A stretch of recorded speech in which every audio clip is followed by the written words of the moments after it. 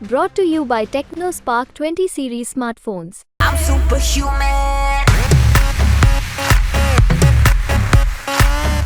मोदी के मन में एमपी है और एमपी के मन में मोदी है। जो सिस्टम कुछ हमें ठीक दिखाई देता है, इन 10 सालों के पहले के सिस्टम को अगर हम देखें तो जो सड़ा गला सिस्टम दिखाई देता था, जो लाइलाज दिखाई देता था, उनके पीछे के कारणों में भी कांग्रेस ही दिखाई देती है। वो भी जानते हैं कि अब एक नोट की कोई कीमत है नहीं, लेकिन ऐसा कह के वो ये साबित करना चाहते हैं कि हमारे पास पैसा नहीं है, जिस पर देश की जनता कभी भी भरोसा नहीं करने वाली है। तो एक तरह से इलेक्शन स्ट्रेटजी है, लेकिन लोगों ने गंभीरता से उसको लिया नहीं। कितने लंबे समय से ये कार्रवाई चल रही है, कितने लंबे समय से उन्हें सहयोग करने के लिए कहा जाता रहा है केजरीवाल जी, लेकिन सहयोग नहीं किया। अंततः कोर्ट को आदेश देना पड़ा और कोर्ट ने आदेश दिया और फिर बाकी की प्रक्रिया हम सबके सामने है। लेकिन अगर भारतीय जनता पार्टी की सरकार बन जाए तो ईवीएम में गड़बड़ी है, तो ये देश मान के चल रहा है। ये तो बड़ा एक तरह से लोग मजाक में कहने लगे हैं कि परिणाम आएंगे तो ईवीएम को दोषी ठहराया जाएगा। नमस्कार, आप सभी देख रहे हैं एमपी तक और एमपी तक अब पहुंच गया है मध्य प्रदेश की संस्कार धानी के रूप में जाने वाली जबलपुर के शहर में। और जबलपुर में इस वक्त हम मौजूद हैं राकेश सिंह जी के साथ। यहाँ से सांसद रहे हैं और फिलहाल मध्य प्रदेश सरकार में मंत्री भी हैं। सर, बहुत स्वागत आपका। नमस्कार जी, क्या लग रहा है इस बार जबलपुर की जनता के मन में कौन है? जबलपुर क्या, पूरा देश, मध्य प्रदेश और जबलपुर सभी के मन में मोदी जी हैं। और हम तो पहले से कह रहे हैं कि मोदी के मन में एमपी है और एमपी के मन में मोदी है। तो मध्य प्रदेश मोदीमय वैसे ही है जैसा पूरा देश है। और बल्कि मध्य प्रदेश तो मुझे लगता है कि चूँकि वैचारिक रूप से हम पहले से ही यहाँ पर काफ़ी मजबूत हैं, भारतीय जनता पार्टी, और उस नाते से भारतीय जनता पार्टी का शीर्ष नेतृत्व होने के कारण नरेंद्र मोदी जी लोगों के मन में एक तरह से जैसे ये घर कर गया है कि मोदी जी देश के प्रधानमंत्री या शीर्ष नेता भर नहीं है, बल्कि वो परिवार के मुखिया हैं। जब वो कहते हैं कि मेरे परिवारजनों, तो लोगों में किस कदर उसका असर होता है वो मैंने जबलपुर के रोड शो में देखा। जब जबलपुर में उनका रोड शो हुआ तो ऐतिहासिक हुआ।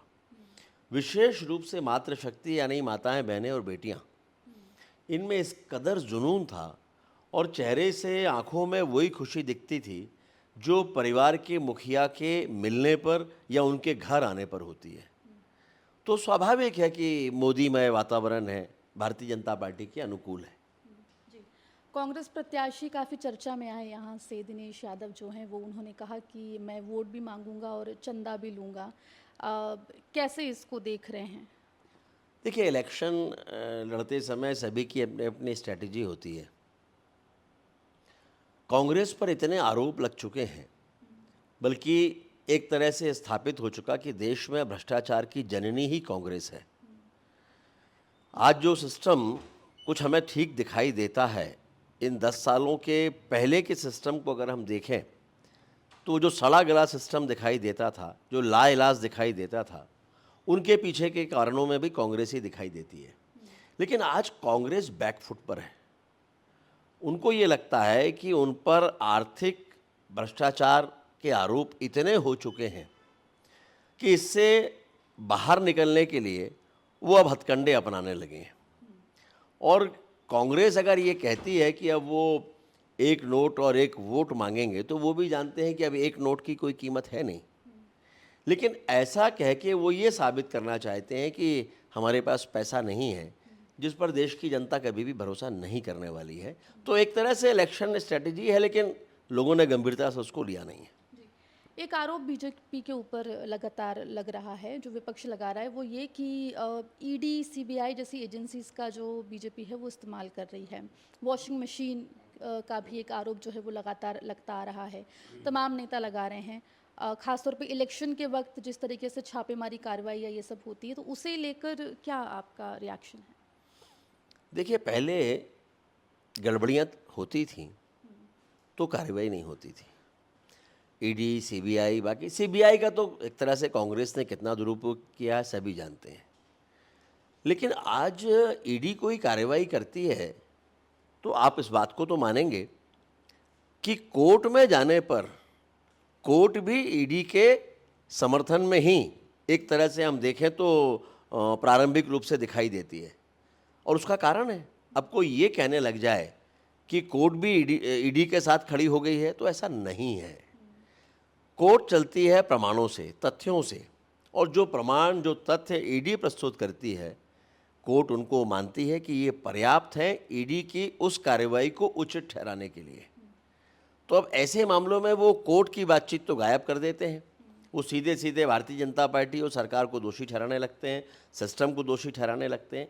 पहले कार्रवाइयाँ हुई नहीं, अब कार्रवाई बेधड़क हो रही हैं। और माननीय प्रधानमंत्री जी और हमारा शीर्ष नेतृत्व तो ये कह रहा है कि अगर भ्रष्टाचार करोगे तो जेल जाओगे। यदि आपने कोई गलती नहीं की है, भ्रष्टाचार नहीं किया है, तो फिर किस बात का डर है? इतने लंबे समय तक हमारे सामने कई प्रमाण हैं। दिल्ली का ही प्रमाण आप ले लीजिए, कितने लंबे समय से ये कार्रवाई चल रही है, कितने लंबे समय से उन्हें सहयोग करने के लिए कहा जाता रहा है केजरीवाल जी को, लेकिन सहयोग नहीं किया। अंततः कोर्ट को आदेश देना पड़ा और कोर्ट ने आदेश दिया, और फिर बाकी की प्रक्रिया हम सबके सामने है। तो हाय तौबा मचाने भर से, अपने आप को मासूम साबित कर लेने भर से आपके प्रति लगे हुई आरोप और गड़बड़ियां कम नहीं हो सकती। वो हैं, और वो हैं तो कार्रवाई है। जी बिल्कुल। ईवीएम पर भी काफ़ी सवाल जो हैं वो उठते हैं। दिग्विजय सिंह अक्सर सवाल उठाते हैं, और 384 से ज़्यादा नॉमिनेशन फाइल करने की मुहिम भी दिग्विजय सिंह राजगढ़ लोकसभा सीट पर चला रहे हैं। उसे लेकर आप क्या कहेंगे? उनका कहना है कि अगर 400 के लगभग नॉमिनेशन होंगे तो फिर बैलेट पेपर से चुनाव करवाना पड़ेगा। देखिए, देश को इस बात के लिए तैयार रहना चाहिए कि अभी जब परिणाम आएंगे तो ईवीएम के सिर पे ठीकरा फोड़ा जाएगा। अभी ईवीएम से जो पिछले चुनाव हुए हैं, दिल्ली की सरकार, केजरीवाल की सरकार ईवीएम से बनी, पंजाब की सरकार ईवीएम से बनी, कर्नाटक की सरकार ईवीएम से बनी, जहाँ जहाँ भी सरकारें बनी वो सारी की सारी ईवीएम से ही बनी। जहाँ कांग्रेस की या विपक्षी दलों की सरकारें हैं तो वहाँ उनको आपत्ति नहीं है, लेकिन अगर भारतीय जनता पार्टी की सरकार बन जाए तो ईवीएम में गड़बड़ी है। तो ये देश मान के चल रहा है। ये तो बड़ा एक तरह से लोग मजाक में कहने लगे हैं कि परिणाम आएंगे तो ईवीएम को दोषी ठहराया जाएगा, और वो होने वाला है। सच्चाई ये है कि कांग्रेस के पास ना तो कोई नीति है, ना नियत है, और ना ही नेतृत्व है, और इसीलिए इस तरह की अनर्गल बातें करके ध्यान भटकाना चाहते हैं, और कुछ भी नहीं। और दिग्विजय सिंह जी ध्यान भटकाने के लिए देश में सर्वाधिक चर्चित हैं। जबलपुर की बात कर लें, आप यहाँ से सांसद रहे हैं, अब आप विधायक हैं, कैबिनेट मंत्री भी हैं। जबलपुर के लिए आपका क्या अब प्लान है? किस तरीके से जबलपुर का विकास कार्य और तमाम चीज़ों में जबलपुर को आगे पहुँचाया जाएगा? जबलपुर से मैं 4 बार सांसद रहा हूँ लगातार। 20 साल पहले जबलपुर को एक बड़ा गांव कहा जाता था। ये तब जबकि जबलपुर महाकौशल का मुख्यालय है। एक समय में जबलपुर को राजधानी बनाने की भी बातचीत थी, लेकिन उसके बाद महाकौशल और जबलपुर की लगातार उपेक्षा कांग्रेस की सरकारों ने की, और जिसका दुष्परिणाम ये हुआ कि जबलपुर एक बड़े गांव के रूप में कहा जाने लगा। जब मैं सांसद बना तो मीडिया बाकायदा लिखता था जबलपुर एक बड़ा गांव। आज जहां एयरपोर्ट बना है वहां गाय चरा करती थी। तो उस समय पर मुझे लगा कि हमें इस दंश से बाहर निकलना है तो कड़ी मेहनत करना होगी, योजना बनाना होगी, और योजनाबद्ध तरीके से। उस समय जब कांग्रेस की सरकार केंद्र में थी तो साल में कम से कम 2 से 3 बार मुझे जेल जाना पड़ता था आंदोलन करने के कारण। ब्रॉडगेज परियोजना, अटल जी के समय की परियोजना को उन्होंने हाशिए पर लाकर खड़ा कर दिया था, लेकिन लगातार संघर्ष, पदयात्राएं, आंदोलन और उनकी निरंतरता, इसके कारण से कांग्रेस अपने उद्देश्य में सफल नहीं हो सकी। और जैसे ही केंद्र में सरकार भारतीय जनता पार्टी की बनी, फिर तो जैसे हमारे सपनों को पंख लग गए, और आज जबलपुर में ब्रॉडगेज भी पूरा हो चुका है, इलेक्ट्रिफिकेशन का काम भी पूरा हो चुका है, 450 करोड़ रुपए का एयरपोर्ट बन चुका है, रेलवे स्टेशन की बिल्डिंग 460 करोड़ रुपए की लागत से हम बनाने जा रहे हैं, आईटी पार्क यहाँ पर हम ला चुके हैं, उसकी अब 2nd और 3rd फेज़ की बात शुरू हो रही है। मध्य प्रदेश का सबसे बड़ा फ्लाईओवर जबलपुर में काम चल रहा है। देश की दूसरी सबसे बड़ी रिंग रोड वो जबलपुर में निर्माणाधीन है। उसमें 2 लॉजिस्टिक पार्क होंगे, एक आइकॉनिक ब्रिज होगा। देश का पहला जियोलॉजिकल पार्क जो इंटरनेशनल नेटवर्किंग में होगा, वो जबलपुर में आ रहा है, जल्दी हम उसका भूमि पूजन भी करेंगे। साइंस सेंटर उसका काम चल रहा है। और इस तरह से हम देखें तो अनेकों काम अभी भविष्य की योजनाओं के संदर्भ में चल रहे हैं। जबलपुर में ट्रांसपोर्ट सिस्टम में शामिल होने वाला रोपवे वो भी स्वीकृत हो चुका, डीपीआर बन रहा है। जबलपुर के आधे से ज़्यादा हिस्से को वो कवर करेगा। और वाराणसी के बाद ट्रांसपोर्ट सिस्टम में शामिल हो कोई रोपवे तो वो शहर जबलपुर होगा, तो वो भी यहाँ पर होने जा रहा है। और ये सारा सब कुछ ये पिछले 10-12 सालों के अंदर अंदर हमने किया है या करवाया। उसमें मध्य प्रदेश भारतीय जनता पार्टी की सरकार और केंद्र का नेतृत्व, उनके सहयोग के कारण हम इसको करने में सफल रहे हैं। और आज जबलपुर बड़े गांव के दंश से बाहर निकल गया है और भविष्य की योजनाएं हमारी हैं। अब जब मैं पश्चिम से विधायक बन गया हूं तो विधानसभा जाने के पहले ही मैंने कहा था हम सबकी आस्था का केंद्र माँ नर्मदा जी हैं। तो माँ नर्मदा जी का जो घाट है, गौरी घाट और तिलवारा घाट, हमने कहा था कि इनको हम अयोध्या में सरयू की तर्ज पर विकसित करेंगे।